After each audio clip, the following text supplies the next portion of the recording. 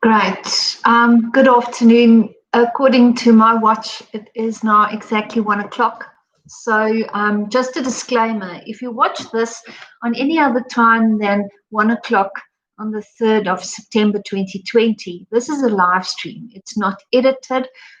There's nothing funny about it, but so please don't expect professional quality of whatever kind. And the purpose for this is to assist the Northwest University in South Africa's students, the second-year students in the Bill of Rights with the work, because we are doing online learning this semester. So we are busy with a second study unit this semester, and this deals with the limitation of rights. And I will just quickly open my slides on the other screen. So what we are busy doing today, and we will also continue with this next week, is to consider how the rights in the Bill of Rights can be limited. Because as you know, in South Africa, a lot of rights are protected in Chapter 2 of the Constitution, but all of them are subject or susceptible to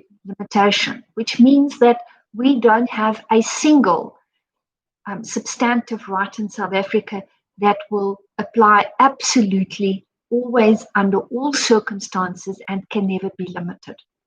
So each of these rights, even the core rights and the most fundamental rights, the ones, the rights to life, human dignity, equality, are all susceptible to limitation. It means that they can be limited if these limitations comply with the criteria that are set for them in terms of the law.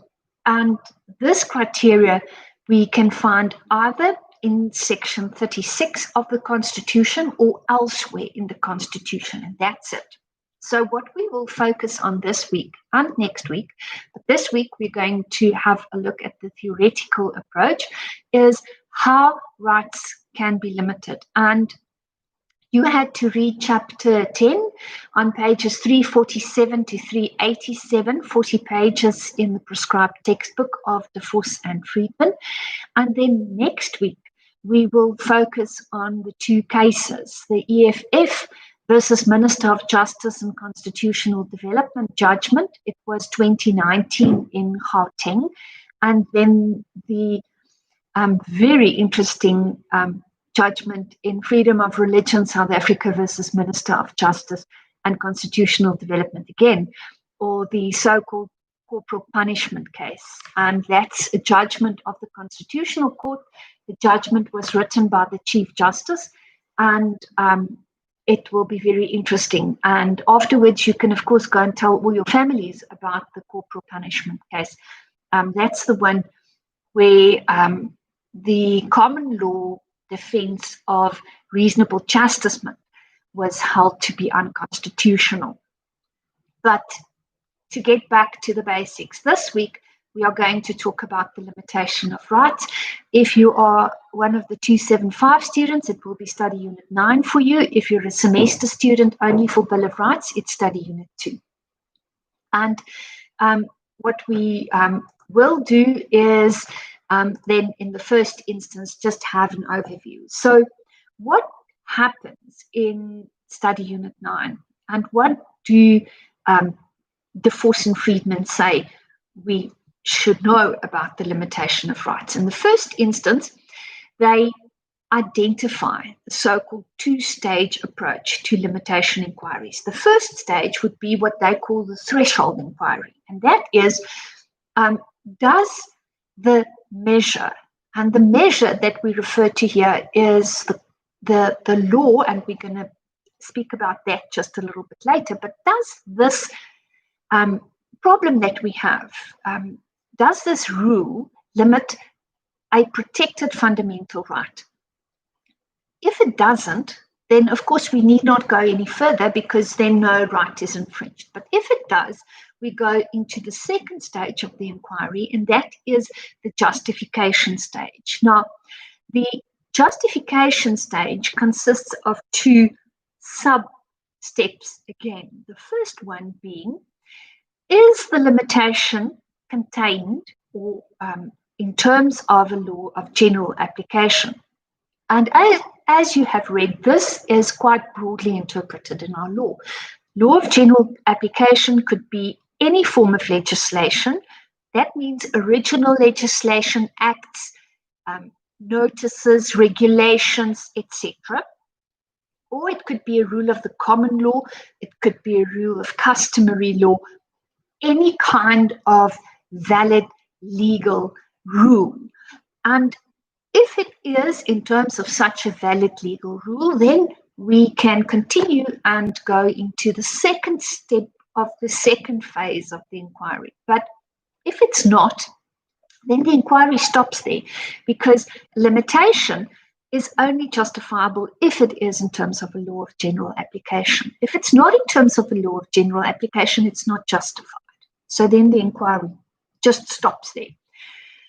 If it is contained in a law of general application, we must then ascertain whether it's reasonable and justifiable in an open and democratic society based on freedom, equality, human dignity.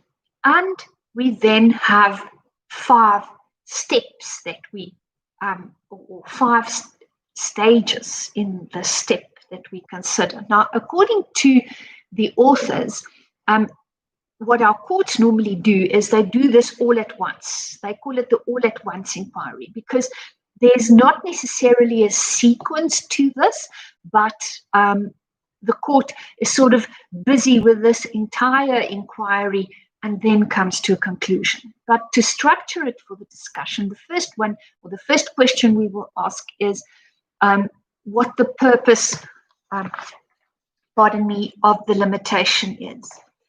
And we will then also determine whether the purpose is legitimate in an open and democratic society. The next question is whether there's a rational connection between the limitation and purpose, whether there are any alternative or less drastic means to achieve the same purpose, and then we do the proportionality inquiry. And the proportionality inquiry, we ask 2 questions. And the first one is, on the one hand, what is the importance of the right that is being limited, and to which extent is it limited?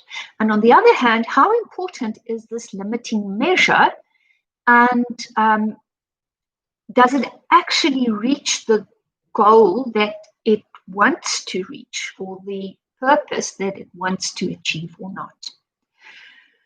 So, what are we doing with? Again, we are busy again with section 36, and you were asked to go and read all of this and then to download the worksheet and to have a look at the worksheet. Now, I trust that you have gone through the theoretical bits, that you have seen what internal qualifiers are, etc., and that you are ready to discuss the worksheet, I hope. So, without any further ado, let's have a look at the facts in the worksheet. Now, the story is more or less like this. Mr. and Mrs. Mhlambu, South African citizens, they have 2 minor children, aged 4 and 6. They live in Johannesburg, want to go on a trip. So they leave, they want to travel, they want to do a road trip to Botswana and Namibia. Before they leave, Mummy asks Daddy to ensure that he has the unabridged birth certificates of the kids with him. He says, I'm sorted. When they get to the border post, he realizes that he never brought the originals, and he also doesn't have certified copies, but he has nice color copies, and he's going to try and slip it in and see if he gets away with it, which he does. So the family exits South Africa, go to Botswana, go to Namibia, have a lovely time. And when they want to re-enter South Africa at another border post, that particular official is wide awake and realizes that these unabridged birth certificates are neither original and they are also not certified copies. So the family is refused entry into the country. There's an argument. They take the kids elsewhere to be questioned. They take the parents into separate rooms to be questioned. And before all this happened, the official there explained to the parents the reason why the regulation, and there is such a regulation, the reason why we have that regulation in South Africa is to ensure that children are not taken out of the country illegally, and they're also not brought into the country illegally. And of course, it's also it was enacted to prevent child trafficking, because in theory, you can think about this. These people come in with kids. You can bring kids with you into South Africa if you don't have the correct original documentation. So that was the reasoning. And then Mrs. Mklambu phones her brother. He's a hotshot advocate. She says a lot of our fundamental rights have been infringed. So how do we approach this? And if you have a look at the worksheet, and I'm just going to hold it up, it looks like this. On the one page, we have the first question, or the threshold inquiry. And then on the second page, there are all these other questions that we need to ask ourselves are listed there. And the idea is that we quickly go through them and that we see whether you will be able to do this on your own. So the threshold inquiry will be whether any of the Mlambu family's rights were infringed by this refusal to allow the family back into South Africa. And if so, the question is which rights? Because if you argue a case in court, it's not good enough to say, oh, there were fundamental rights infringed, or oh, so many rights were infringed. What you need to do is you need to get your copy of the Constitution. And pardon me, but let me get mine.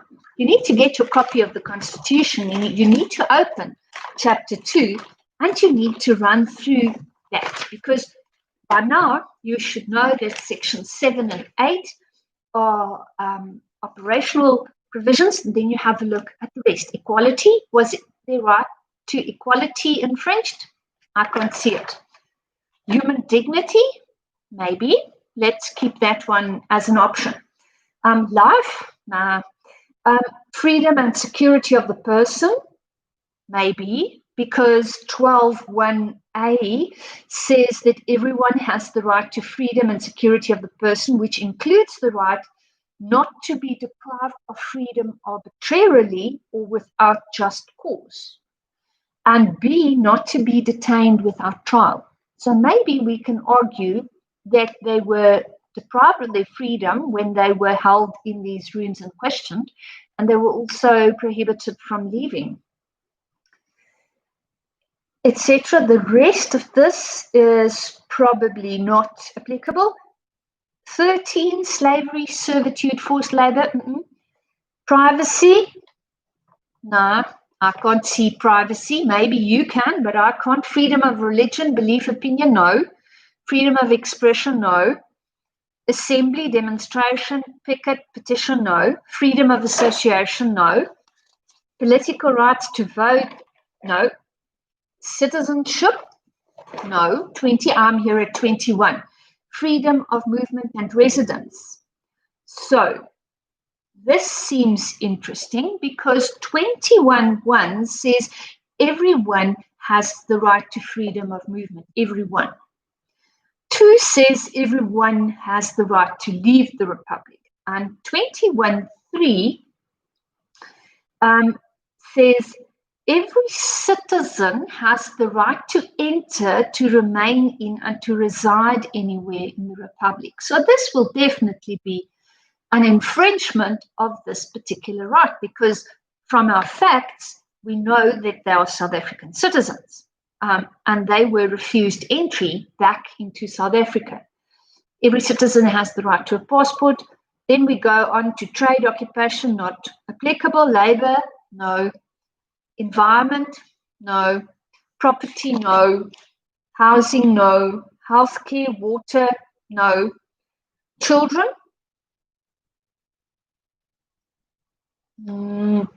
maybe 28(1)(d), to be protected. Every child has the right to be protected from maltreatment, neglect, degradation, but it will take some arguing. 29, education, no. Language, culture, no. No for religious communities, no for access to information. Just administrative action, maybe. Access to courts, here we don't have it yet. Arrested, detained, and accused persons, they have not been arrested yet. So, not arrested. Have they been detained? Yes, they've been detained. The question is why. They were told that their kids didn't have unabridged birth certificates, etc. So maybe that's an option. 35(2), right to a fair trial, we're not there yet. And then we are 36, limitation of rights. So what we see after we've gone through all of these rights is that the most obvious one, the most direct infringement, is the infringement of Section 21(3), the refusal to have them enter the country. And that is the problem that we are faced with. So when we have their right to enter the country, we have the right to their freedom of movement, to their right not to be detained as well. So there are quite a few rights already. And yes, when we go and have a look at these rights, they are entitled to their protection, because most of these rights pertain to everybody who is detained. Everybody has the right to freedom of movement. Every citizen has the right to enter the country. So what will your threshold inquiry be? What will you write in there? You will have a look at each and every right that you think was infringed by this action of the border officials. All the rights that you can identify that were infringed: the right to freedom of movement, the rights of detainees, very importantly, the rights of citizens to enter the Republic. And were they covered? Yes, they were, and you need to explain why. You need to substantiate that. That you go back to the formulation of the right, where it either says everyone, or every citizen, or every detainee. So that is the threshold inquiry. And in these facts, we definitely do have an infringement or a limitation of rights. We do have rights that we can work with. Now, what is our next step? Our next step, stage 2, is the justification inquiry. And there we must, the first question we need to ask is, was the limitation in terms of a law of general application? So what was the limitation in this instance? The limitation was that particular official who noticed that these birth certificates were not original, that they were not certified copies, who said, I am not allowing you entry into the Republic. You are not allowed to get back without these unabridged certificates. And then eventually the family was also detained. But the measure is that particular regulation that was passed that requires an unabridged birth certificate. And why does it require that unabridged birth certificate? To prevent child trafficking, to prevent illegal removal of children from the Republic to prevent illegal entry of children into the Republic. So that was the limiting measure. Is that particular regulation that was passed in terms of an act a law of general application? Yes, it's a regulation that was published in the Gazette, and any kind of law is regarded as a law of general application if it was passed, if it was a valid law, if it was validly passed. So this was passed. It applies to everybody without any exception. It applies to everybody who wants to enter the Republic. So there's a legal rule. It applies to everybody. It is general application. And it was this rule that the particular official used to say, you are not getting back into the country. So here we definitely have a yes, because we have a law of general application and we can proceed. If it was not a law of general application, we stop the inquiry just there. So what are the other questions? What is the purpose of the limitation? Can you still remember at least three things that were stated? Prevention of child trafficking, the prevention of taking children out of the country illegally, and also to prevent people from bringing children into the country illegally. Is this purpose, this is a threefold purpose, but is this legitimate in an open and democratic society? I would say yes, because it's definitely, it was passed to protect children, to be in the best interests of children. So there, one would argue, and what will be required is that you need to say yes or no and why.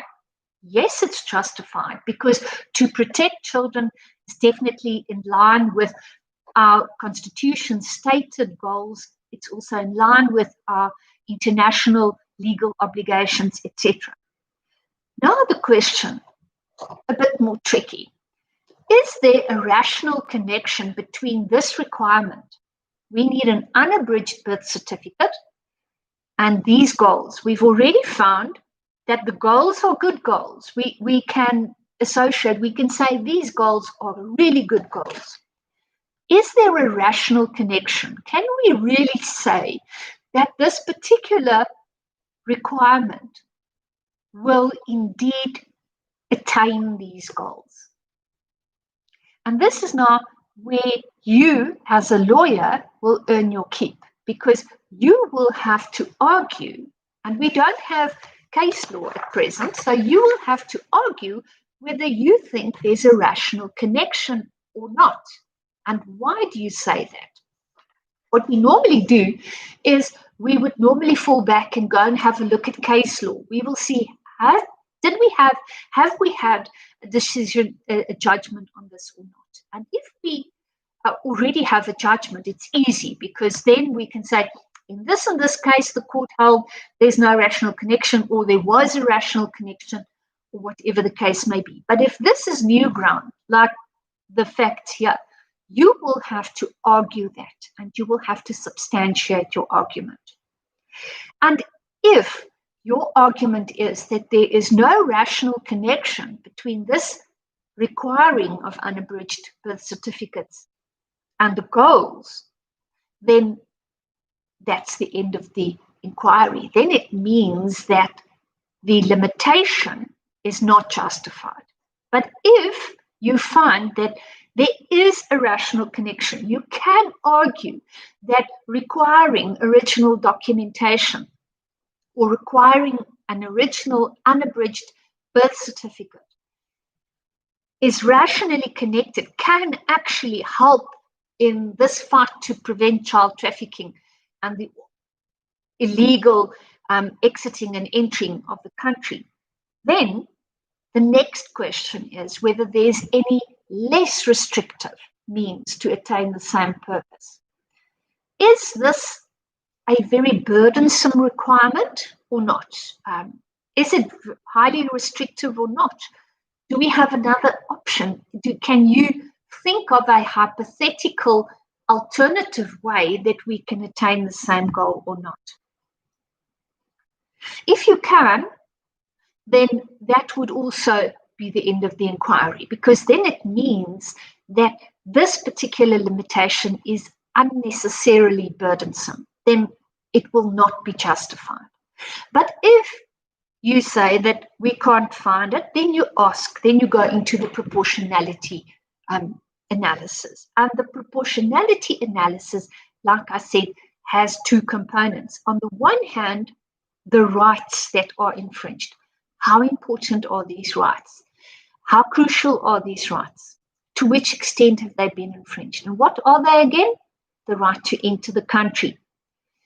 To how important is it? It's really important for citizens in South Africa because it's a core right. You can't exercise your other rights if you can't enter the Republic. And you are a citizen, you're entitled to that. The rights of detainees, the rights of everyone to have freedom of movement. On the other hand, and by the way, to which extent are these rights now infringed? The right to enter the Republic is totally refused at this stage because the family is not allowed to cross the border. They must now stay in no man's land because they've already exited Namibia. So it's a total refusal of their right to enter the Republic. On the other hand, look at the limitation. How important is this limitation? To which extent is this limitation actually reaching the purpose that it wants to achieve? And this will then link back to your argument previously. And this, ladies and gentlemen, will lead you to your conclusion whether you are of the opinion that the limitation of rights of this family under these circumstances would be justified in terms of Section 36 or not. As I said, we don't have a decided case on this particular set of facts yet, so it's open for argumentation. But this is to give you an idea how to use the theoretical information in Study Unit 9 to answer a very practical set of facts and a very practical scenario. Normally, we would say that the burden of proof rests on the person who wants to retain the measure. In this instance, the Department of Home Affairs would say, we argue that this is a lawful regulation to require these unabridged birth certificates. And then they would have to justify that. What we will do, and I'm just looking back to see if I've covered all the slides, is to, yes, we've already done all of them. Oh, one comment. Last year's textbook, the textbook of Rautenbach and Malherbe, approached it slightly differently. They used the 5 factors that are listed in Section 36 and they discussed them one by one. That's also fine, but I must say the approach by De Vos and Friedman is actually quite easy and it's not very difficult, and we recommend that you use that, as that is our prescribed textbook. So for next week, we have the 2 cases that you must please go and read.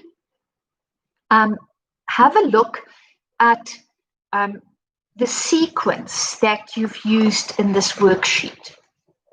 When you read those cases, ask yourself, which fundamental rights were at stake here? And did the court follow this suggested approach? Did the court actually go into the limitation inquiry as suggested? Or how did the court approach that? Because we will discuss and analyze those cases next week, same time at 1.